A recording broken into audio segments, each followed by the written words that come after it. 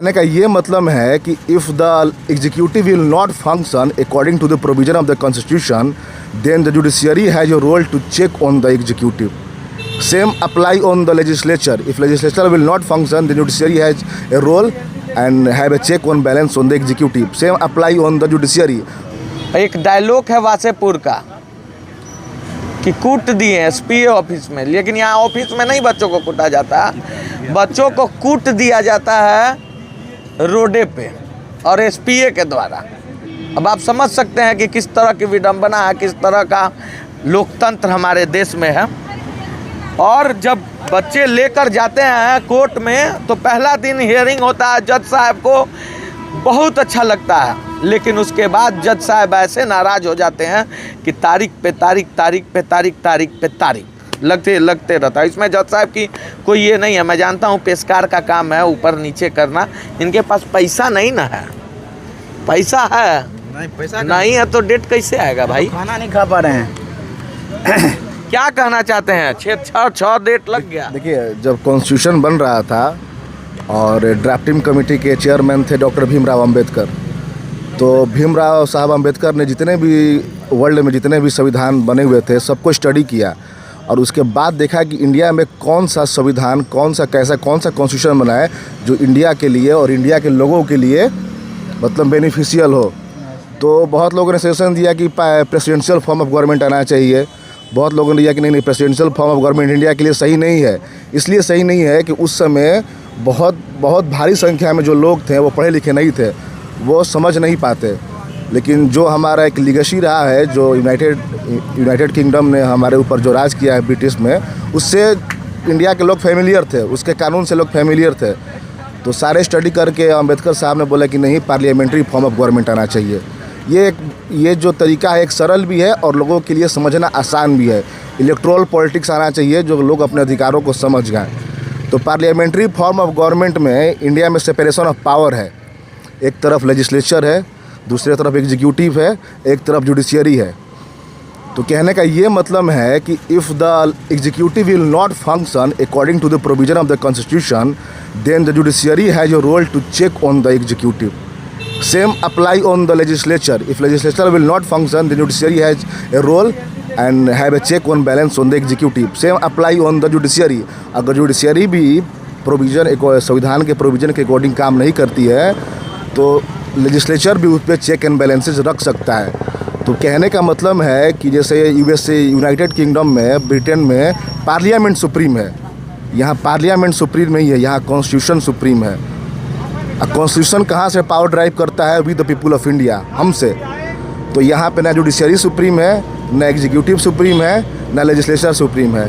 यहाँ parliament supreme है और पार्लियामेंट जो पावर ड्राइव करता है हम लोगों से करता है. तो हम जुडिशियरी से रिक्वेस्ट कर रहे हैं कि हमारा जो केस अभी हाई कोर्ट में अभी सब जुडिस है, हम माननीय जो जस्टिस हैं चंदेल साहब, उनसे रिक्वेस्ट करते हैं कि सर ये मामला कोई छोटा मोटा मामला तो है नहीं, ये कोई ज़मीन जायदाद का आपसी विवाद तो है नहीं. इससे 5 लाख छात्रों का हित जुड़ा हुआ है, 5 लाख कैरियर हित जुड़ा है और 5 लाख के पीछे उसके परिवार हैं. ये एक बहुत बड़ा मैटर है. हम रिक्वेस्ट करेंगे ऑनरेबल पटना हाई कोर्ट से कि इस मामले को जल्द से जल्द सुन के और त्वरित इस पर न्याय किया जाए. और हम ये भी रिक्वेस्ट करेंगे कि अगर चंदेल साहब, अगर उनका जो भी पर्सनल हेल्थ इशू है उससे अगर वो मामले को सुन नहीं पा रहे हैं तो honourable chief justice Patna high court से हम रिक्वेस्ट करेंगे कि उनके पास पावर है कि वो किसी दूसरे बेंच को ये केस को सौंप सकते हैं. तो हम यही रिक्वेस्ट करेंगे जुडिशरी से कि जल्द से जल्द हमारा मामला सुना जाए, क्योंकि एक बोला गया है लीगल टर्म में कि justice delays is justice deny. अगर न्याय लेने में अगर मतलब देरी हो रही है तो वो अन्याय के बराबर है, वो फिर न्याय का कोई मतलब नहीं होता है. आप देखेंगे कि बहुत सारे केसेस में ट्रायल चलते रह रहा है, किसी के जो अपराध जो व्यक्ति किया उसमें 7 साल की सज़ा है, लेकिन ट्रायल में उसको 15 साल रखा जाता है. तो उसको तो न्याय नहीं मिल पाया. 15 साल बाद वो अगर रिलीज हो रहा है तो उसको न्याय कहाँ मिल पाया. तो यही रिक्वेस्ट है जुडिशरी जल्द से हमारे मामला सुने. जितना भी आप बोले उस सारी बात हमको लगता है कि जज साहब को बहुत बढ़िया से मालूम है. मुझे लगता है कि कहीं ना कहीं इथिक्स की कमी दिख रही है. देखिए, 4.5 करोड़ से ज़्यादा केस पेंडिंग है भारत में, और जो कॉलेजियम सिस्टम है उस पर भी प्रश्न चिन्ह है. और और हो क्या रहा है कि ऑनरेबल जज को चाहिए कि जो बहुत बड़ा मैटर है, कम्प्लेक्स मैटर हो गया है, सुप्रीम कोर्ट उसी मैटर को, रवि परमार के अपॉइंटमेंट जो कि अनकॉन्स्टिट्यूशनल है, उस मैटर को MSc क्यूरी डेवलप करते हुए एक ही महीने में दोबारा हियरिंग कर रही है। दूसरा हियरिंग मार्च में होना था, लेकिन मामला की गंभीरता देखिए सुप्रीम कोर्ट ने कितना समझा, कितना गंभीरता से कि एक महीने में दोबारा हियरिंग। और पटना हाई कोर्ट में जो है एक महीना बीत रहा है पहला हियरिंग का, अभी तक कोई हियरिंग नहीं हो पाया है। छठा बार जो है केस लिस्टेड होता है लेकिन हियरिंग नहीं हो पाती, आर्गूमेंट नहीं हो पाता है। जो एक नया रिट पिटीशन है, जो हम लोग को लगा कि मामला पॉलिटिकल हो गया था, पेटिशनर छात्र हैं लेकिन जनसुराज के लोग बोलते हैं कि जनसुराज ने केस फाइल किया है। अगर आप ही केस फाइल कर रहे थे तो आप पेटिशनर बनते, अपने छात्रों को क्यों बनाया पेटिशनर? आपने छात्रों का इस्तेमाल किया। और जो दूसरा केस है ऑनरेबल अभिनव श्रीवास्तव जो है वो आ रहे हैं हमारे, मैं बता दूं उनकी योग्यता जो है काबिल तारीफ़ है उनकी योग्यता। और आदरणीय जज साहब के सामने जिस दिन आर्गूमेंट करेंगे तो उसी दिन फर्दर डेवलपमेंट के लिए वो डेवलपमेंट पे स्टे के लिए वो प्रे करेंगे। और उनके प्रेयर में, उनके आर्गूमेंट में और उसके पीछे इतना लीगल ये होगा, बेस होगा कि फर्दर डेवलपमेंट पे रोक लगेगा ही लगेगा। लेकिन हो क्या रहा है कि हम लोग की सुनवाई नहीं की जा रही है। और ऐसा नहीं है, टेक्निकल रीजन एक बार हो सकता है, 2 बार हो सकता है, तीसरा बार, चौथा बार, 5वां 6ठा बार नहीं हो सकता है टेक्निकल रीजन। तो ये है कि अब भाई मेरे साथी बोले हैं कि justice late mean justice denied. और साथ साथ ये भी बोला गया है कि न्याय में न्याय होना ही नहीं चाहिए, वो दिखना भी चाहिए न्याय। मुझे लगता है कि अगर आदरणीय सर्वोच्च न्यायालय ने केस को यहाँ भेजा, किसी के केस को, और यहाँ ऑलरेडी 3 रीट एक साथ क्लब हो गया है, एक PL वहाँ चल रहा है सुप्रीम कोर्ट में, हो सकता है किसी और ने भी किया हो जिसकी जानकारी हम लोग को नहीं है।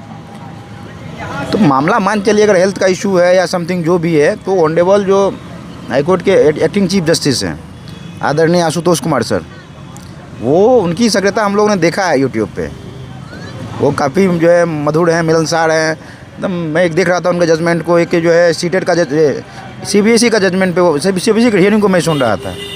CBSE के एक छात्र का नाम जो है वो गलत था और वो छात्र ने एप्लीकेशन दिया नाम सुधार के लिए, और CBSE बोल रही थी कि नाम में परिवर्तन नहीं होगा। वो हंसते हुए बोले थे उनके वो AR को, CBSE को, हम आप पे 1 लाख का जुर्माना लगा देंगे, इससे पहले जो है आप नाम सुधारने का जो है अधिकार दे दीजिए छात्रों को। तो उनका रहा है न्याय के प्रति, देखिएगा बहुत स्ट्रॉन्ग जो है प्रहरी के रूप में खड़े रहते हैं वो। तो उनसे आशा है कि जल्द से जल्द, वो तो मास्टर और रोस्टर वही होते हैं। और हम लोग को आशा है कि अभी कुछ दिन पहले वो एक्टिंग चीफ जस्टिस बने हैं वो, तो हम लोग आशा कर रहे हैं कि मामले को त्वरित रूप से सुना जाएगा। अब जहाँ तक बात है जो कोर्ट में, जिस ऑनरेबल कोर्ट में हमारा है, अगर कुछ टेक्निकल रीजन है या अस्वस्थ हैं या मान चलिए हो सकता है कि बहुत लीगल बहुत सारा काम होता है, बहुत सारे और महत्वपूर्ण केस होते हैं जिनका त्वरित सुनवाई जरूरी होता है। अब कोई हत्या का मामला है, किसी के बहुत सारा मामला हो सकता है, किसी जीवन का मामला आ गया, तो आशा यह हो गया कि और जज हैं, ऑनरेबल जज हैं। देखिए हमारे आइकॉन आशुतोष सर भी हैं, हमारे आइकॉन चंदेल साहब भी हैं, और हमारा आइकॉन जो है बेजंत्री साहब भी हैं। और बेजंत्री साहब जो हैं, ऑनरेबल बेजंत्री सर जो हैं, उनका आप जजमेंट देखते होंगे, लगातार यूट्यूब पे उनका जजमेंट आते रहता है। तो हम प्रेयर करेंगे मास्टर ऑफ द रोस्टर को कि अगर मान के चलिए वहाँ बहुत कॉम्प्लेक्स केसेस आ गए, वहाँ समय नहीं मिल पा रहा है, तो हम लोग प्रार्थना करते हैं, हाथ जोड़ के प्रार्थना करते हैं कि जो है हमारा केस जो है किसी और सम्मानित जज को सौंप दिया जाए। देखिए आज भी छात्र प्रेयर कर रहे हैं कि केस या फिर जज चंडेल साहब आप सुन लें, अगर टाइम नहीं है तो किसी और को दीजिए। रवीश भाई जुड़े, क्या बोलना चाहिए? देखिए मैं यही बोलूँगा कि न्यायालय के पास हम लोग गए हैं तो न्यायालय को सही समय पर जजमेंट देना चाहिए था, जो को अभी तक के डिले किया जा रहा है बार बार। अब ये बताइए कि आयोग के तरफ से हम लोग ने फाइनल एग्जामिनेशन का जो था डेट जारी किया गया था, तो उससे पहले अगर जजमेंट देता तो ज़्यादा बढ़िया था। और ये 6 बार टरकाने का क्या मतलब होता है? ये सिंपल सी बात है, अगर आम छात्रों की भाषा में कहा जाए, और ये सबको दिख रहा है कि कोर्ट में क्या चल रहा है। अगर वो छात्रों के प्रति इतना मतलब मतलब ऐसे दिखाएंगे तो छात्र आने वाला समय में आप पर कैसे विश्वास करेगा। वही सिस्टम के हिस्सा बनने वाला है और वही सिस्टम में आप पहले से ये इस तरह से हरकत कर रहे हैं, तो आने वाला समय में अगर वो आएगा तो वो क्या करेगा। तो आप एक तरह से गलत मैसेज भी दे रहे हैं लोगों में कि आप ऐसे कर सकते हैं, चीज़ों को डिले किया जा सकता है, समय पर न्याय नहीं दे सकते हैं। तो कहीं ना कहीं ये आयोग का मतलब क्या बोलते हैं, ये सुप्रीम कोर्ट हमारा हाई कोर्ट है वो गलत कर रहा है, वो छात्रों के प्रति न्याय दे देना चाहिए था। और दूसरी चीज़ें जो सरकार के जो संरक्षण प्राप्त जितने भी जज हैं, चीफ जस्टिस साहब से मैं कहना चाहेंगे कि आपके प्रति हम लोग का सहानुभूति है। आपने काफ़ी अच्छा इससे पहले भैया ने बताया, इससे पहले आपने बहुत अच्छा न्याय दिया है, आपका अच्छा वक्तव्य रहा है और छात्रों के हित पर आप बहुत खड़े होकर मुखर रहे हैं। लेकिन उसी बात को देखते हुए आपको संज्ञान में लेते हुए इस विषय को देखना चाहिए था कि तत्कालिक इस पर कार्रवाई किया जाए और इसके लिए आप दूसरे मतलब बेंच को ये केस अगर सौंप देते तो ये कार्रवाई जल्दी से जल्दी हो जाती, डिले होने का कोई मतलब ही नहीं था। तो ये चंडेल साहब कहीं ना कहीं सरकार के संरक्षण प्राप्त दिख रहे हैं, इनके अंदर मतलब करप्शन का बू इनके अंदर भी आने लगी है। तो देख सकते हैं कि बच्चों का अब अलग अलग मत है। कुछ बच्चे ये कर रहे हैं कि अभी भी हमें हाई कोर्ट पे पूरा यकीन है, विश्वास है, लेकिन कुछ बच्चों का यहाँ तक भी कहना है कि अब ये जो विश्वास का बांध है वो टूटने वाला है। मैं कहूँगा कि डेट दिया जाए और रोज़ हियरिंग करके कम से कम इन्हें न्याय मिल जाए, यही मेरा अपील है। और ये अपील मैं एक आम बिहारी के नाते कर रहा हूँ, क्योंकि बहुत लोगों को लगेगा कि एज अ जर्नलिस्ट ये बोल रहे हैं। नहीं, मैं एज अ आम बिहारी, भाई हैं ये हमारे, इनके दर्द को देख रहा हूँ, इसलिए मैं बोल रहा हूँ कि कम से कम आप सुनिए। अगर आप नहीं सुनिएगा, कलयुग में अगर कोई देवता है, साक्षात भगवान है, तो इनके लिए चंदेल साहब आप ही हैं।